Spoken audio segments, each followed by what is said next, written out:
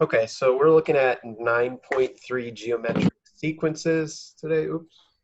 Try not to do that. So it's like we saw last Tuesday, a sequence is just a list of numbers. Geometric sequences are a list of numbers that has a common ratio, or basically something's multiplied or divided between each term. So for example, this example, you look, what it's doing between each term is it's multiplying by 3, tripling. So A1, as we saw last time, that's still just your first term, but your R, or your common ratio, what you're multiplying by is 3. Um, One way to find your common ratio is you can take your second term divided by the previous term. It doesn't have to be the first and second, but you could always divide, or you could just kind of guess and check until you figure out what's going, or if you see it, awesome. Someone else is coming in. All right, so example one, they just want us to look at these sequences, see if we think they are geometric, and if so, find the common ratio. So looking at example 3, one way you could check is just take the second term, so 12 divided by 3, that would be 4. So does it multiply by 4 all the way through? Yes. So your R would be 4, but it has to work for like each piece. What about B? Is that multiplying by a constant ratio? No. And if you're not sure, you could divide like 24 divided by 16 is that 1.5, right? Yeah. So I think does it? Yeah, 1.5. Yeah. so is that actually doing that? Looks like it might actually be a Yeah. geometric sequence, because if you take 16 times 1.5, that half of 16 is 8, so you add that. Then half of 24, you add that, it would be 36. So it actually is. So sometimes it's not as intuitive just to look and see with these. So you might want to check, but it would be 1.5. And one easy way to get your R value to test it is take the second term divided by the first term. And you'd see that would work. What about C? Is that a geometric sequence? Is it multiplying or dividing by a constant ratio or a common ratio? No. No, because it's adding by 3. So. That would have been that would be an arithmetic. So this one is not geometric.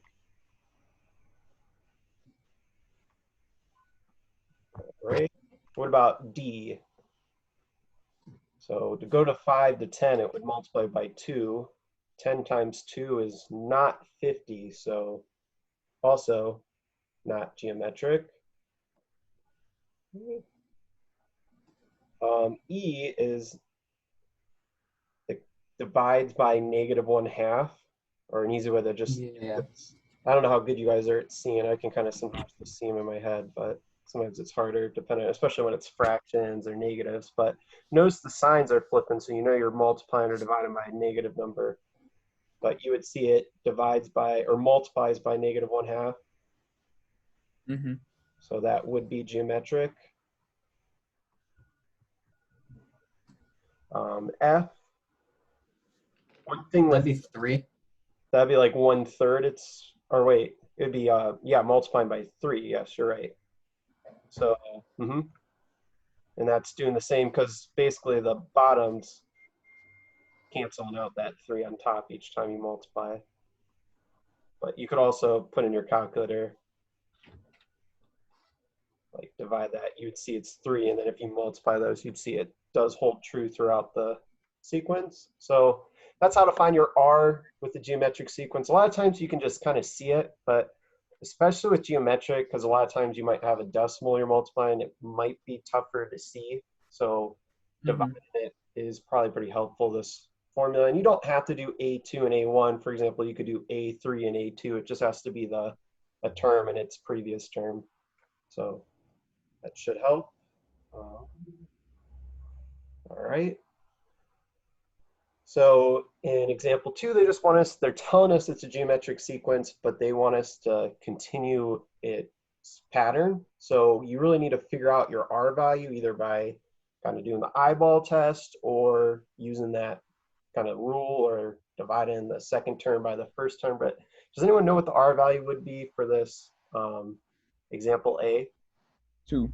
2, because it's doubling each time. So that's usually a pretty easy one to see. So they just want us to find the next 3 terms. So double 60, you get 120.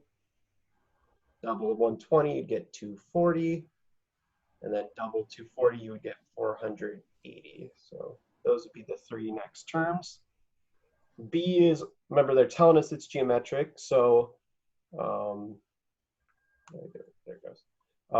They want us to find the R value. So what is our R value? If you have a calculator. Negative 1/4. Negative 1/4. So if you take 30 divided by negative 120, you would get negative 1/4. So good. So we just need to keep multiplying this out. I don't have a calculator actually, so this is bad. But negative 7.5 times negative 1/4. I'm just going to leave it as a fraction. It'd be 7.5 over 4. So it'd be 1.8-ish, or it might be smaller, 1.9. Wait, I got a calculator.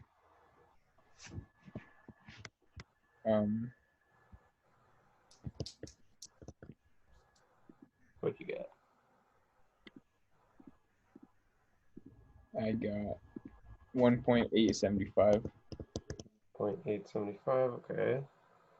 Then you would multiply that by negative 1/4. So you could either keep it as a fraction and be negative 7.5 over 16.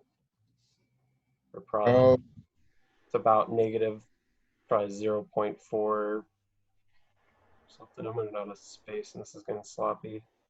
Wait, let me see. There, I'm just gonna, oops. Yeah, it's like 0.46875. We got 1.875.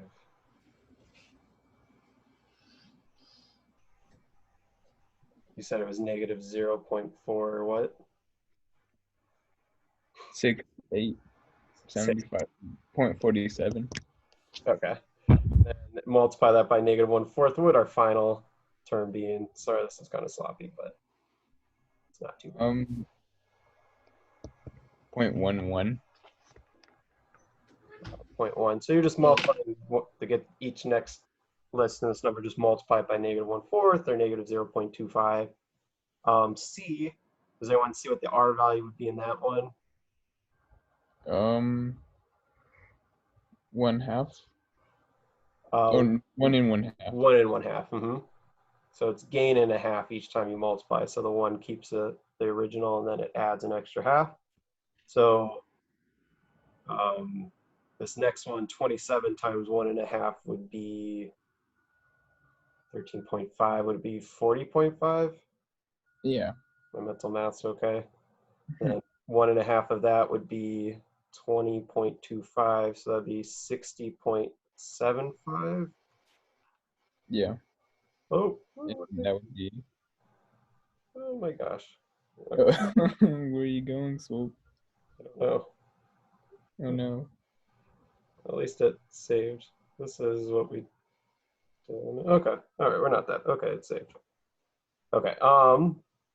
And then 1.5 of that would be 30, and then some 90. 0.375. So that's like. It's gonna be 91, isn't it? It's gonna be bigger.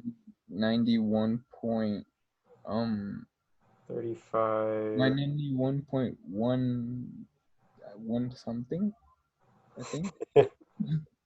Yeah, I'm sorry. I should have grabbed the calculator. It's 1/4, I think. 1/4. Okay. Or 1/5. Okay. Thank you, Christian. I think. I don't know. I trust you. It's close to that. If not, it's close to 91.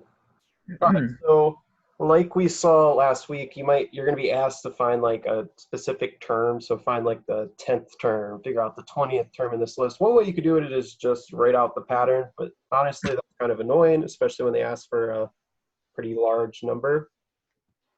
So for example, if you want to find the 8th number in this sequence, they gave us the first 3 terms. It's pretty easy to see this is just doubling, or your R is really 2, your common ratio.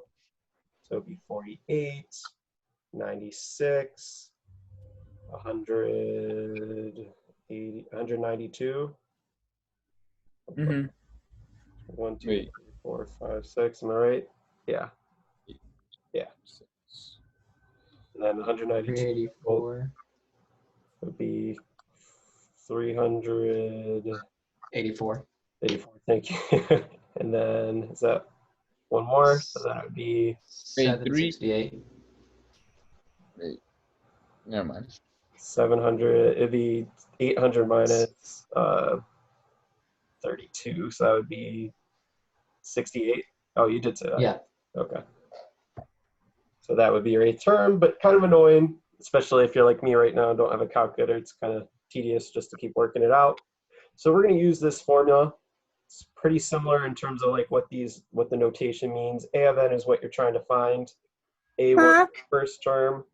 The smiley face. R is your common ratio, and then n once again is the term you're trying to find. So n is like, for example, if you want to find the 50th term, 50 would be your n, or if you want to find the 20th term, 20 would be your n. Oops. Akron grad speeches. Yeah, sorry, this is Kate's. All right, so using this, let's see if we can use this formula. All righty, so if you don't have to do this, but it might be helpful just to kind of list what we want to find. So A of n is, and this is just going to be A of A1 is 6, our R is 2, and n is what term we're trying to find, so 8. So if we plug this in, the 8th term is going to equal A1 times your ratio, so 2 up to the n minus 1. So in this case, it would be 7. So if we put this in a calculator, we're going to see we get that answer we did above, but this would be 768. And the formula is pretty intuitive. Really what it's doing, it's taking your first term times how many times you're going to multiply by that common ratio. It's basically how many of those kind of bumps are you going to have to do, or how many of those little loops, like how many times are you going to have to go from number to number. So there'd be really 7 times you'd be making a jump. But if not, I mean, but you don't just want to use the formula blindly, but it's pretty intuitive if you do think about what it's doing. All right, so let's just look at a few more examples of just finding a term. That's pretty much it. There's a couple things they throw at the end of these notes, but this is really what you'll be seeing in your delta math sections. I did add more sections. There's 4 in this. Oh crap, there's more people waiting to get in here. Shoot. It's just always locking people out. I'm sorry if you guys were waiting long.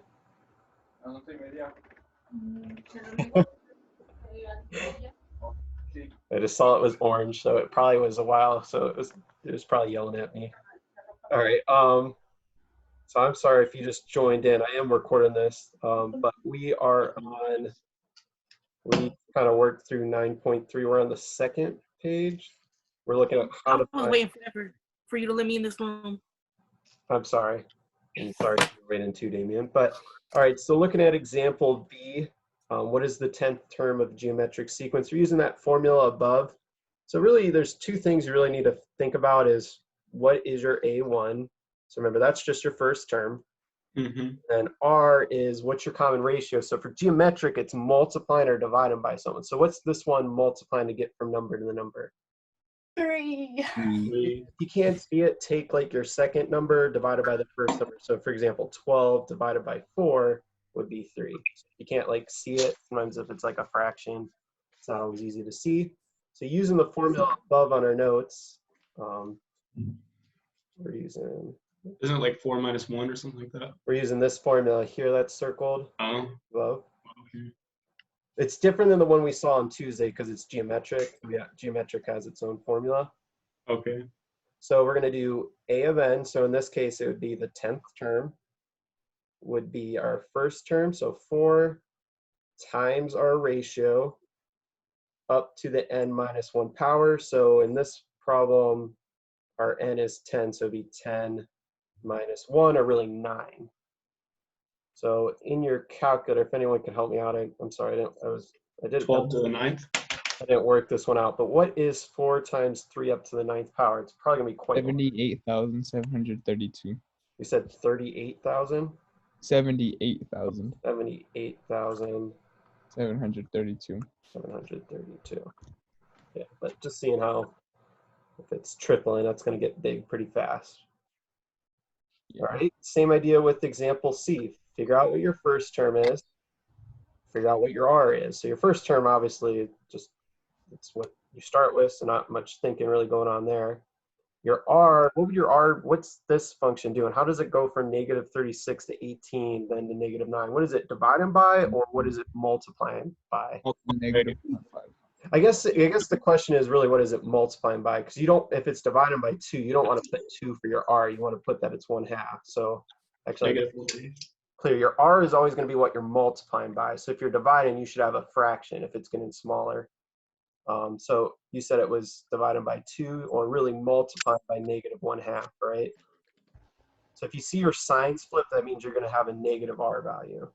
If the signs stay the same, well, then you have a positive R value. Okay, so then we use this formula here. So it would be, in this one, we're trying to find the 7th term. So the 7th term, A of 7, would equal our first term times our R up to the n minus 1 power. So since our n is 7, it would really be 6. Oh, Oh. technical difficulties. There it is. Because it's so close to the edge. Clicking the pages. So what is negative 36 times negative 1/2 up to the 6th power? Does anyone have a calculator? It's going to be quite small. I got like 0.56. 18 to the negative 0.5625. 0.56. Yeah.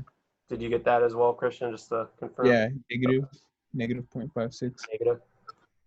Oh, I didn't get negative. I don't know what I did. Oh, well, because Oh, yeah. Negative 1/2 in parentheses. the exponent ends up being Yeah. positive, and then you multiply it by So be really careful about, yeah, that is true. Be very careful with this to put parentheses around that, because anything up to an even power is going to turn positive.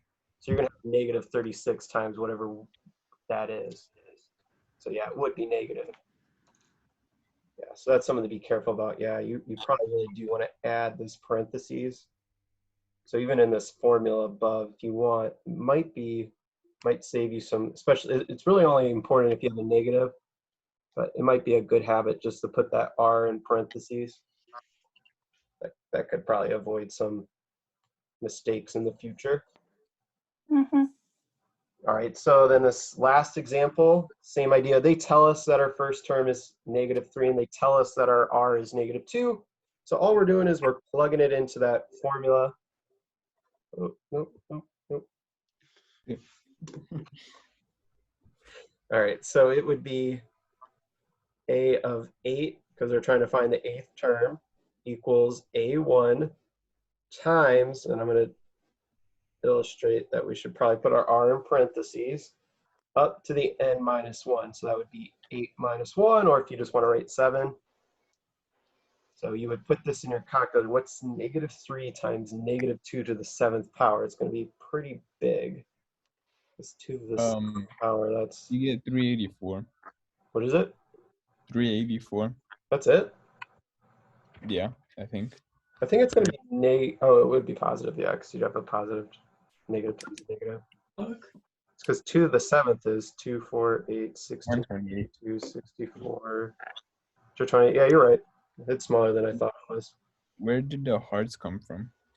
Oh, I don't know who's drawing those in, but yeah, you can annotate. There's a way to turn it off. You could write. Wait, can I draw something? Where's the draw? No. Just try and delete it. There's like, yeah. Oh, no. Oh no. Who is that? Me. Oh no. You gotta go to view options and then annotate. Yeah. Gosh, it stays. Oh no. Is there a way for me to clear these? I hope not. Oh, so Oh, I can. I can clear viewer drawings. Wait, can I draw Homer? No, wait. That's not the right one. All right. So example 4. So our final page we'll be looking at today. Just this. I might even skip the geometric mean. Maybe I'll do it. My gosh. But obviously you're not going to have to do that. But example 4, find a specific formula. Homers are going to help us.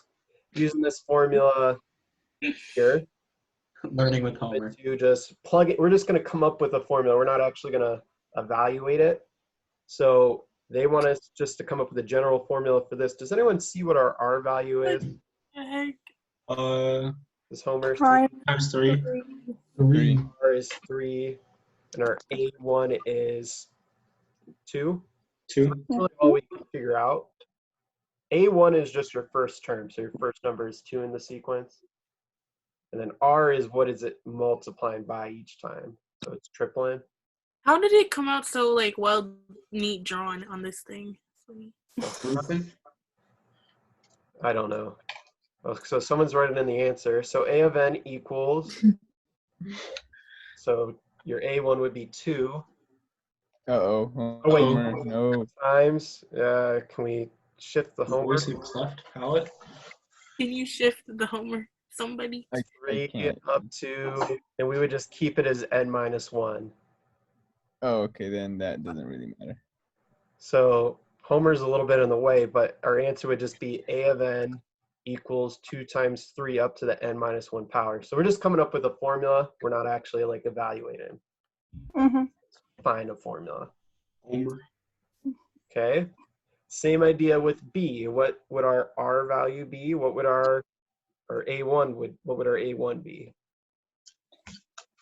1 over. It's dividing by 5.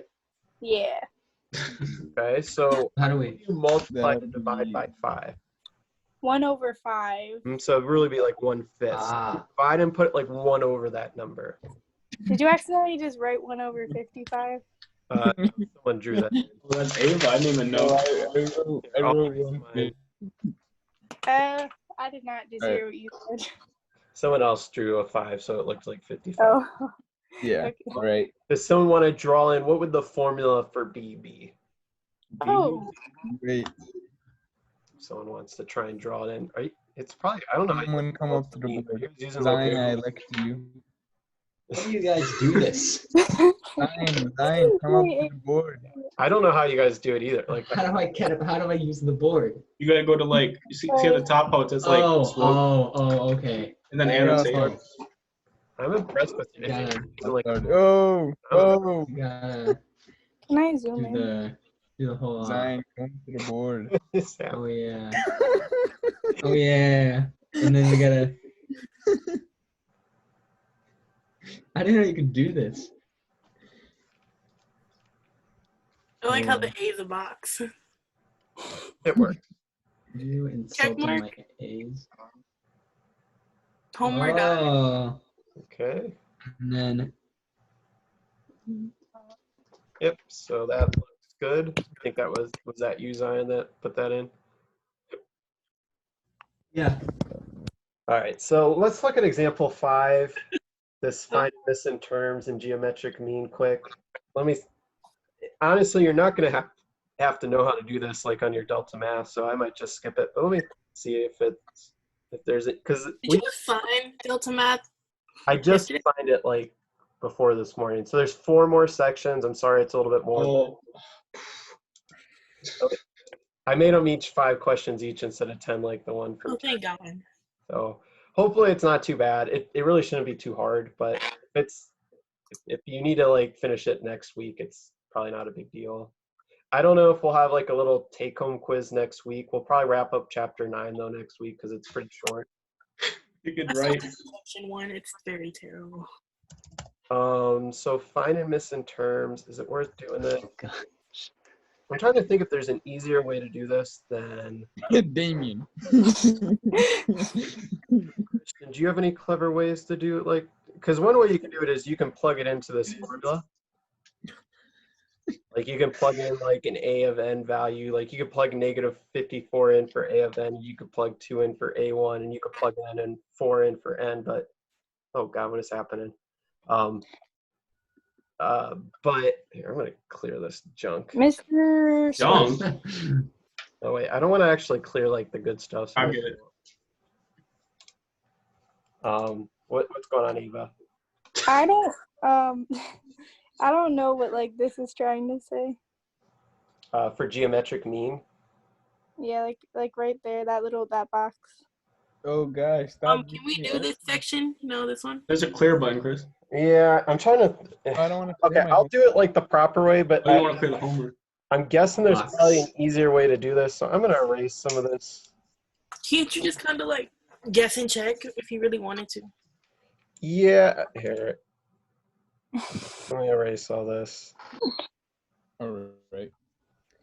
There we And go. we'll see if we can maybe we'll come up with a better solution. But one Plug way it in and what then you fall could do backwards. one way you could do example A is you really have an A1 of 2.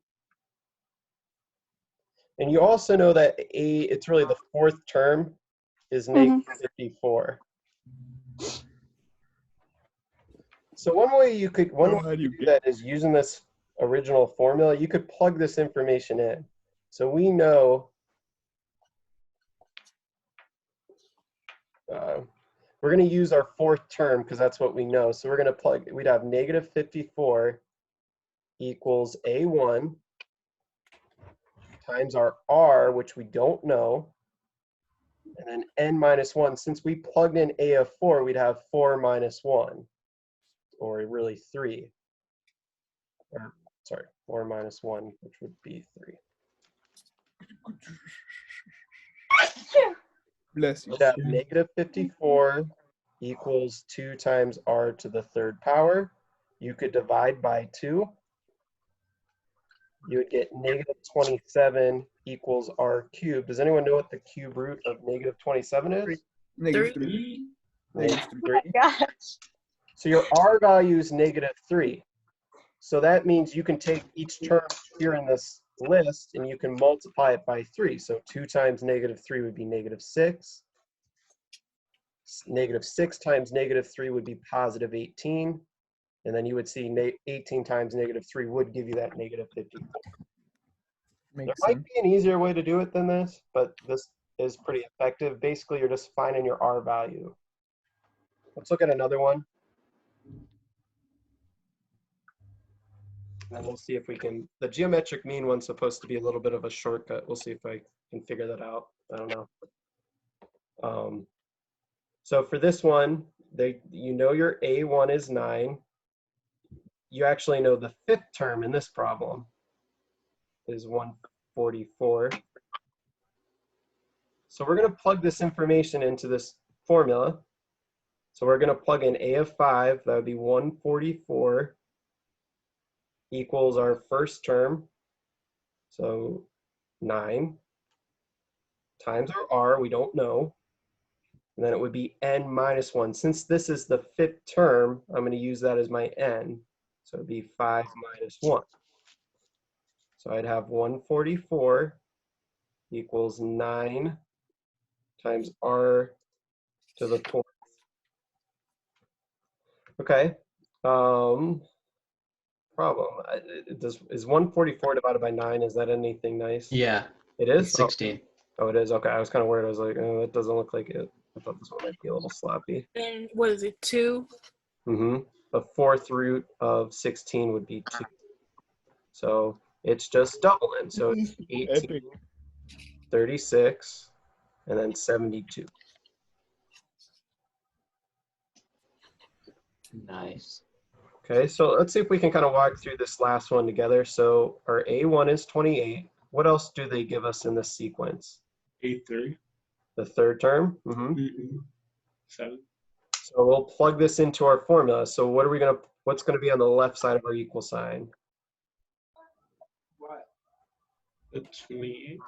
28. No, you're gonna 7. that you want to plug in your third term. So we're plugging that in for our A of n. Okay. So our n is really 3 because that's our third term. So a of 1 is 28 times r, we don't know. And then it's n minus 1, which since this was a 3, we're going to have 3 as our n. So we'd really have 7 equals 28 times r to the second. So if you divide the 28 over, you get Oh gosh. 1 1/4. equals r squared. Does anyone know what the square root of 1/4 is? 1/2. 1/2. So our Very cool. would be 1/2. So this would just be 14. There's probably a different way to do it, but this is how. This is the best way. But there's probably a clever, maybe more of a clever way to do it. You could probably maybe like divide these terms and then think about how many divided into. Maybe you could divide this and then divide it into how many equal pieces. I don't know. No, that wouldn't work. I don't know. I wonder if I bet there's another way you could do this though. Okay, and then geometric mean, this is just if you're trying to find like a term in between. So you could do what we did above, but they're trying to give us a shortcut. So let's see how this works. So keep in mind, this method we're looking at only works if you're trying to find like a middle term, like a number between two numbers you know. So pay attention to this note. If not, you'd have to do it how we did above. So it says the number between x and y is plus or minus the square root of xy. And just depends on what sign you have. So what that means is this would be like your x, this would be your y. So we would take the square root of 28 times 7, which I don't know what that is. That would be 196, I think. What's the square root of 196? Isn't that 14? 14. It's equals 14. Right? Okay. That equals 14. The one thing we can't be sure of, that's why it puts this plus or minus, is we don't really know if our r is positive or negative just looking at this. So I would just put the positive one, but it could be negative 14 if your r was negative 1/2. If you look, it's cut it in half, so your r's 1/2. But it also could be negative 1/2, could hold it true. So it could be 14 or negative 14, depending on what the r value actually is. Mm-hmm. So you have to put the plus or minus. Like I vote yes. you're bullying me in the chat. Yeah, I would put maybe put the plus or minus. Probably, because like it makes the most sense. Just put the positive. They just might assume it's the positive if it's not like stated, but technically either one of those answers could be correct. So it probably is a good idea to put both. So that's the idea with this section. So for example, if you want to find the 6 terms, you would just multiply the 2 terms like on both sides of the middle term you're trying to find. I wonder if this one works out nice. I'm assuming it is if they chose this decimal. But what is the square root of 5 times 2.8125? I'm hoping it works out okay. Oh. If not, I can do it in Google. No, I forgot how to use a calculator. Hey guys. Yeah, I don't have it either. Did anybody else get 3.75? Yeah. Okay. It would be plus or minus 3.75 because technically your r could either be like negative something or positive something. So same idea with these last ones. Just take the square root of these multiplied together. So this would just be the square root of 16. So plus or minus 4. Same thing here. That would be 90 plus 9 times 6 is 54. So 100. This would be 144. So it would be plus minus 12.